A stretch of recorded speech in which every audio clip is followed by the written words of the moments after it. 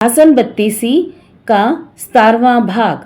विद्यावती नामक 17वीं पुतली ने राजा भोज को सुनाई एक नई कहानी। विद्यावती नामक 17वीं पुतली ने जो कथा कही वह इस प्रकार है। महाराजा विक्रमादित्य की प्रजा को कोई कमी नहीं थी। सभी लोग संतुष्ट तथा प्रसन्न रहते थे।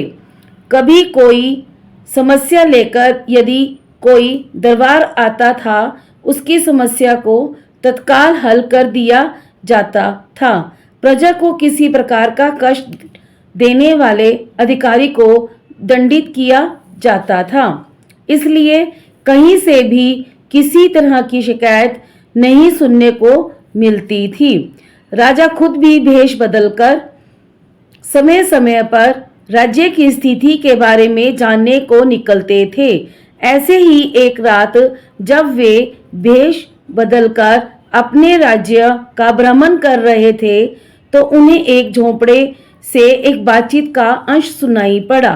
कोई औरत अपने पति को राजा से साफ साफ कुछ बताने को कह रही थी और उसका पति उसे कह रहा था कि अपने स्वार्थ के लिए अपने महाराजा का प्राण वह संकट में नहीं डाल सकता है।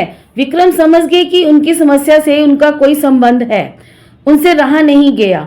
अपनी प्रजा की हर समस्या को हल करना वे अपना कर्तव्य समझते थे।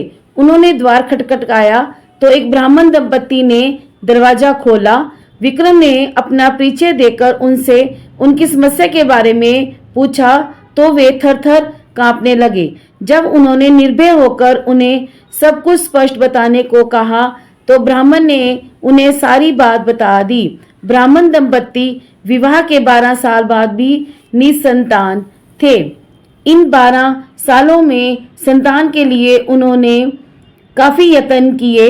व्रत, उपवास, धर्म, कर्म, पूजा पाठ, हर तरह की चेष्टा की, पर कोई फायदा नहीं हुआ।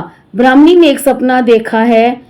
स्वप्न में एक देवी ने आकर उसे बताया कि 3 कोस की दूरी पर पूर्व दिशा में एक घना जंगल है, जहां कुछ साधु सन्यासी शिव की स्तुति कर रहे हैं। शिव को प्रसन्न करने के लिए हवन कुंड में अपने अंग काट कर डाल रहे हैं। अगर उन्हीं की तरह राजा विक्रमादित्य उस हवन कुंड में अपने अंग काट कर फेंके तो शिव प्रसन्न होकर उनसे उनकी इच्छित चीज मांगने को कहेंगे। वे शिव से ब्राह्मण दंपत्ति के लिए संतान की मांग कर सकते हैं और उन्हें संतान प्राप्त हो जाएगी। विक्रम ने यह सुनकर उन्हें आश्वासन दिया कि वे यह कार्य अवश्य करेंगे। रास्ते में उन्होंने बेतालों को स्मरण कर बुलाया तथा उस हवन स्थल तक पहुंचा देने को कहा। उस स्थान पर सचमुच साधु सन्यासी हवन कर रहे थे तथा अपने अंगों को काटकर अग्नि कुंड में फेंक रहे थे। विक्रम भी एक तरफ बैठ गए और उन्हीं की तरह अपने अंग काटकर अग्नि को अर्पित करने लगे। जब विक्रम सहित वे सारे जलकर राख हो गए तो एक शिवगण वहां पहुंचा तथा उसने सारे तपस्वियों को अमृत डालकर जिंदा कर दिया, मगर भूल से विक्रम को छोड़ दिया। सारे तपस्वी जिंदा हुए तो उन्होंने राख हुए विक्रम को देखा। सभी तपस्वियों ने मिलकर शिव की स्तुति की तथा उनसे विक्रम को जीवित करने की प्रार्थना करने लगे। भगवान शिव ने तपस्वियों की प्रार्थना सुन ली तथा अमृत डालकर विक्रम को जीवित कर दिया। विक्रम ने जीवित होते ही शिव के सामने नतमस्तक होकर ब्राह्मण दंपत्ति को संतान सुख देने के लिए प्रार्थना की। शिव उनकी परोपकार तथा त्याग की भावना से काफी प्रसन्न हुए तथा उनकी प्रार्थना स्वीकार कर ली। कुछ दिनों बाद सचमुच ब्राह्मण दंपत्ति को पुत्र लाभ हुआ। धन्यवाद।